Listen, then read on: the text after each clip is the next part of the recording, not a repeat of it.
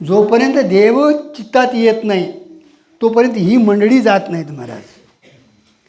आणि काम क्रोध हेच तुम्हाला घातक आहेत महाराज.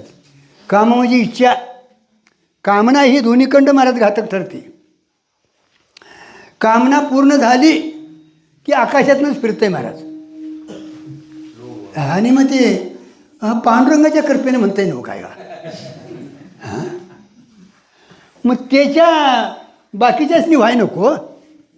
हां मग ते तोंड भरून करतोय बाय का.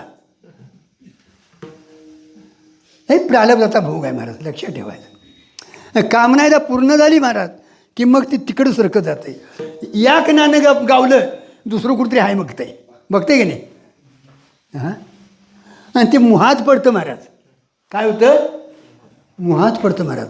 अधिक जेवढं मिळेल तेवढं माणूस सुटतो का अडकतो हो. हां महान मोठ्या जाळात अडकतो बाबा. आणि मग तो लवकर निघेलच असं वाटत नाही महाराज. आणि नाही झालं तर क्रोध येतो बघा. दोन्हीकडं तो घातक आहे महाराज. कामना जी आहे महाराज ते अतिशय घातक आहे महाराज.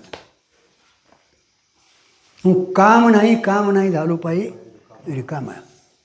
मग कामना जर तुम्हाला जायची असेल तर त्याला कारण असणारं स्वरूपाचं अज्ञान आहे महाराज. आणि ते अज्ञान जर निवृत्त करायचं असेल तर सांगितलेल्या रूटून आपल्याला जायला बोलावा विठ्ठल, पाहावा विठ्ठल, करावा विठ्ठल, येणे सोशे मन झाले हो बरी परत माघारी. बंधनापासून तिथं बंधन आहे.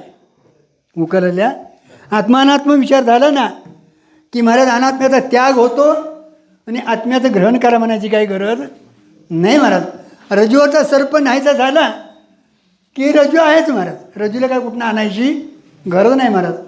रज्जू महाराज आहेच स्वयंसिद्ध महाराज. तसा आत्मा स्वयंसिद्धच आहे महाराज.